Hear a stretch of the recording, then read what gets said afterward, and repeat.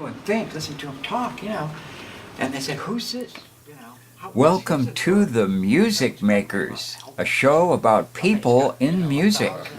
I'm Fitz Randolph, your host, and today we're fortunate to have Jay Edwards, radio producer, disc jockey, program director, WCLK Radio in Atlanta. With the arts, that you take a lot for granted that it's every place. But here we are again. Today we're lucky because through a mutual friend I met Jay Edwards, and we're going to hear all about him today.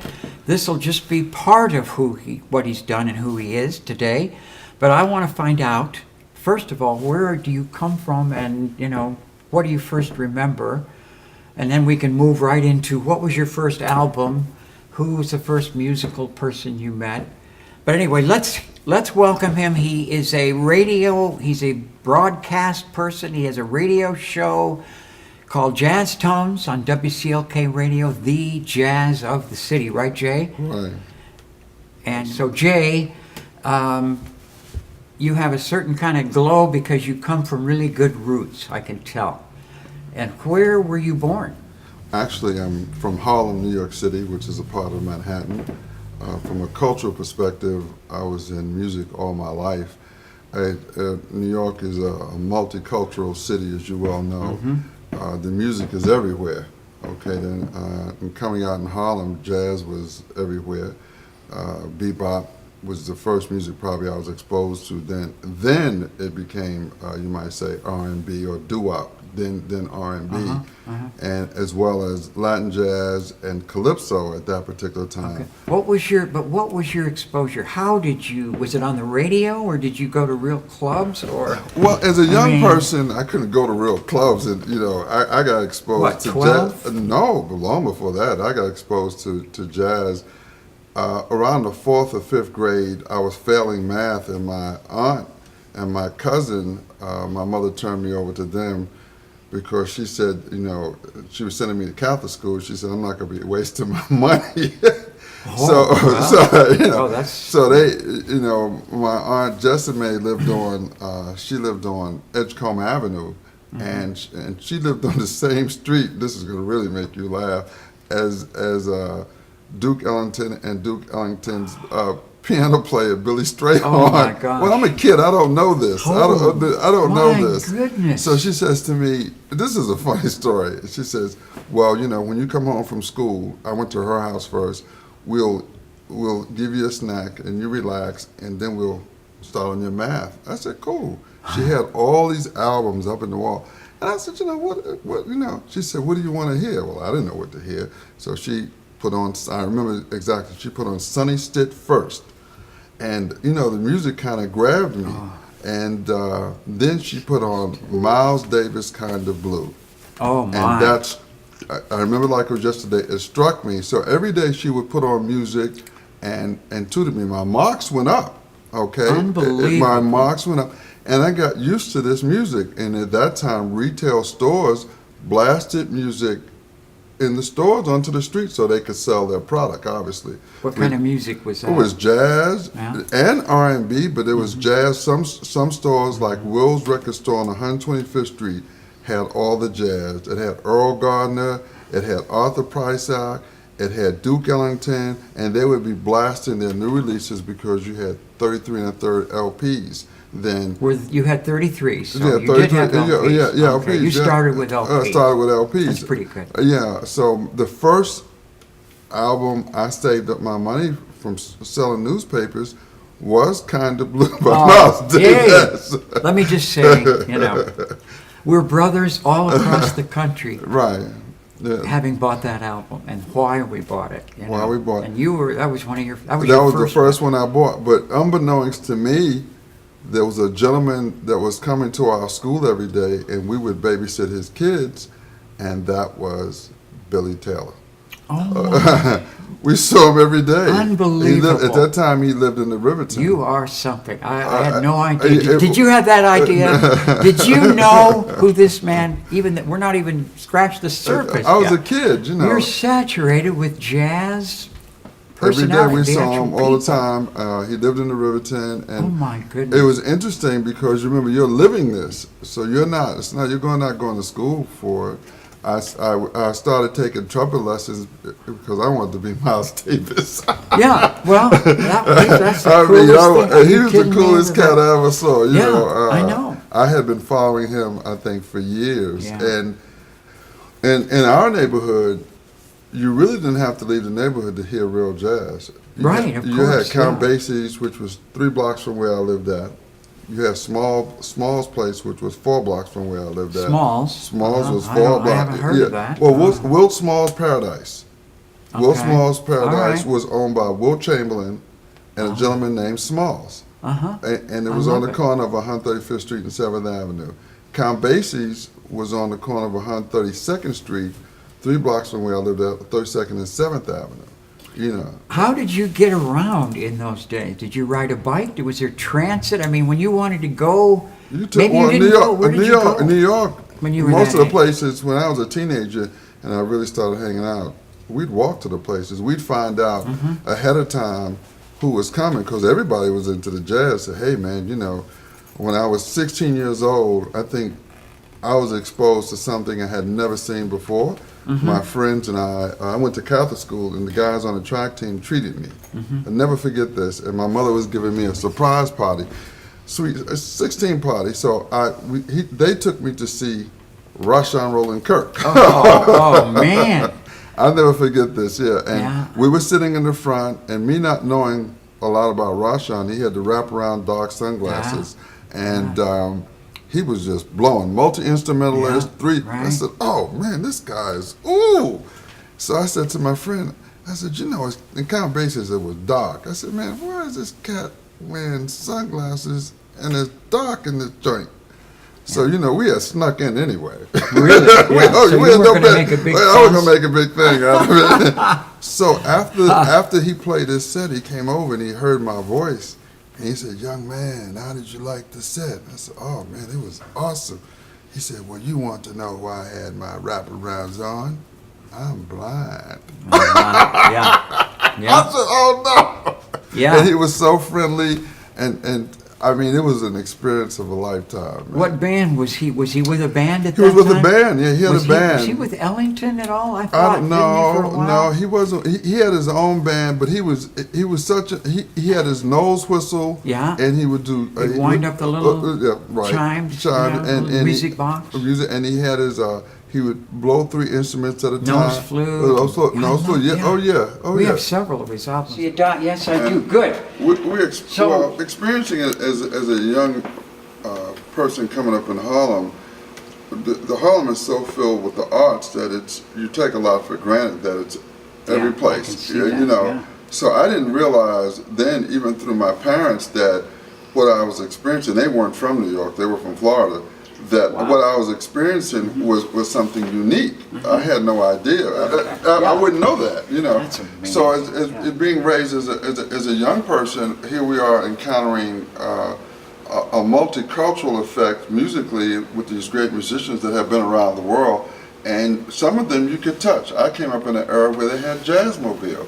Jazzmobile came to our neighborhood. It had Really? Dizzy Gillespie, it had Miles Davis, it had all the greats playing. Was speaker? You mean? What do you mean they? Jazzmobile was a mobile stage that Really? David Baker and Billy Taylor and a group of them designed and got money for, so it could go to different neighborhoods and expose people to music, young people, and Wow. also the people that were hip to music. And they had a piano on the stage, all instruments, and they created as they went along.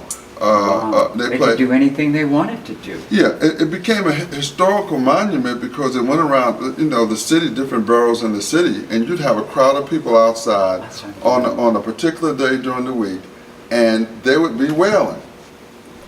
Crime would stop. Yeah. Birth would stop. The bad guys came over and sat down. They're like, wow. Everybody was sharing Oh, the that's musical crazy. experience. Yeah, I was. love that. Yeah, That yeah. is- It can still you goes believe on that? today Really? in Grant Park. Yeah.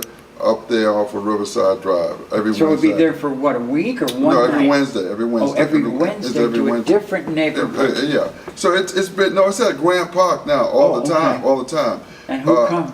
Everybody comes. Yeah. In fact, it's not far from Riverside Church. You know, so it's interesting that tradition carried on. As a young person coming up in Harlem, we didn't know that we were carrying on musical traditions from the time of the Cotton Club.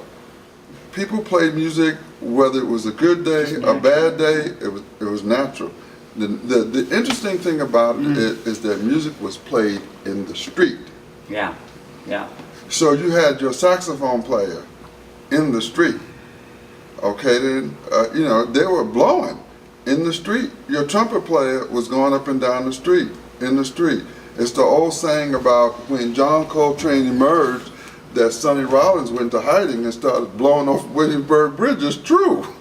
It's true. Right. Because John Coltrane came out and blew him away. Before that, it was the Sonny Rollins. Yeah. You know, Yeah. so it shows you the competition and the intenseness of these artists to be the best that they could be. Now, do you see why I want to talk to this man? You see, understand this? I'm a kid from southern Wisconsin.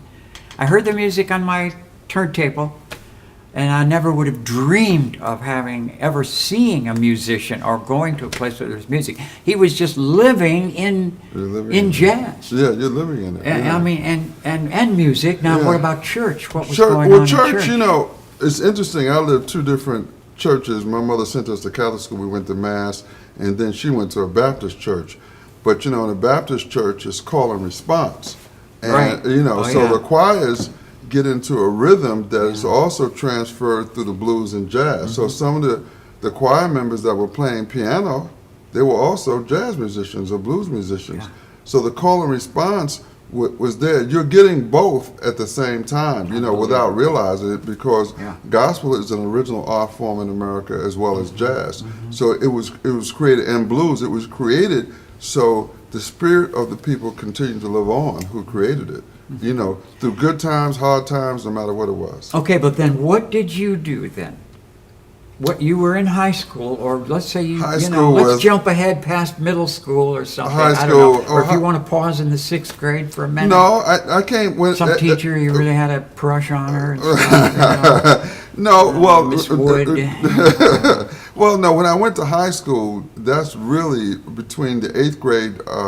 Catholic school only goes from the 1st to the 8th, and then you got high school Right, nine through 12. So when I went to high school, I had begun to emerge into the Latin jazz scene because the Cubans were moving to America because of the blockade. The Puerto Ricans were coming to America, and the Dominicans. So they were bringing all this culture, and they were playing in the street. Now, if you ever woke up in the morning and you hear a bunch of congas on the roof, you know, of another Wow. building, that's what you were getting, you know. Yeah. And the Latin jazz during that time, Dizzy Gillespie was hooking up with Chano Pozo and all the great artists from Cuba. So this Cuban this whole revolution in Latin American music was emerging in New York. So the dances that we went to in high school were very unusual. You had jazz, R&B, and the last one was Latin jazz. This was not a DJ. It was live. Wow. Your house parties, you had regular records at the time, but when you went to a dance, it was live music. It was live music. I remember the first time I saw Tito Puente was at the Apollo. It had Red Fox, Gloria Lynn, and Tito Puente. We'll cut in on you on that one. And it was a mind blower. It was a mind blower. You're killing me over there. I'm dying. No, The experience, you know, really, and learning another culture uplifts you in a different way in their approaches to music and what you learn from another culture as a young person. Yeah. So it's no longer that they are coming over as immigrants, they're your friends. Yeah. I didn't go through You that didn't know their experience. name was a strange name of any kind. It That didn't was make any their name. difference. Yeah, it didn't make any difference Right. because you're young and you're going to school. You know, you're living next door to each other. you know, the adults had more problems than the children did because we adapted, and the girls were pretty. So, That's a good start. That's a good start. You know, Well, what did the school? What was the school's music program? I was fortunate at Cardinal Hayes. They had a very strong music program. It was a Catholic school. You could learn any instrument that you wanted to. What were they playing? They were was it playing. pretty Believe it or straight, not, did they cut they loose? did both. Any little jam sessions? Well, a lot of the priests and the brothers were hip. You know, a lot of them got. Yeah, I guess they were hip. These guys were not, by no stretch of the imagination. They weren't country bumpkins. They knew Right. what time it was. Yeah. A lot of them were ex-Marines or Really? for what? Oh yeah, a lot of them were. They were multilingual. Some of them had come from the street, but they were into jazz. Those same priests that you went to school with and brothers, you see them in Greenwich Village digging jazz on the weekend. Wow. Yeah.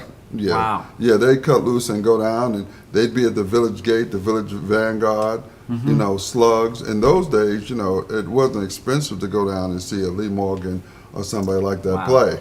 You know, they were playing on the weekends in New York, so you go and see them. You always went, the music was, you had the Village Voice, which is similar to our Creative Loafing here in Atlanta. Right, yeah. And you had the New York Post, which listed things in the back. Right. So you had a chance to see, and then the only major jazz magazine at that time was Downbeat. Wow. Yeah, Yeah. Downbeat Right. was bringing it right to you. So Yeah. you knew what the latest releases are. You know, Plus, who had paid their dues? who had paid. Remember that headline? Yeah, Dues paid. So yeah. and so. You know. Well, the unions were strong in New York, you know, Yeah. and so the club owners wanted to make sure that you heard all these great artists. So Latin jazz and jazz fused in my era from the 50s and the 60s and the 70s and became prominent because you had the emergence of salsa. You know, salsa was something that you ate, like Tito Puente would say, but it was Yeah. also a Yeah. dance craze. Yeah. And you had pachanga, charanga, the What whole about Mongo. Mongo Santa Maria. I have one of The his chief, yeah. red albums. Right, You know. right. Mongo came out of Cuba as well. He collaborated with a number of jazz artists, and you know, he also wrote Afro Blue, and Afro Blue, that's his song. Now Oscar Brown Jr. did the lyrics, so the lyrics that you hear were done by Oscar Brown Jr. Make a note of that. But Afro Blue. Afro Yeah. Blue, but instrumentally, it was Mongo. He was considered one of the great percussionists of all time. A lot of other great percussionists like Carlos Potato Valdez, who was from Cuba but didn't live there, and you know they had moved to other countries. And it's interesting because their music continued to move up.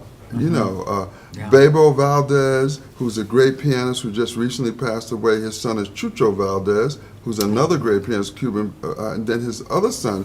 You know, they began to, the tradition of music has continued to move. Jazz and Latin jazz are recognized worldwide. You know, I consider Yeah. it, I call it African American classical music, better known as jazz.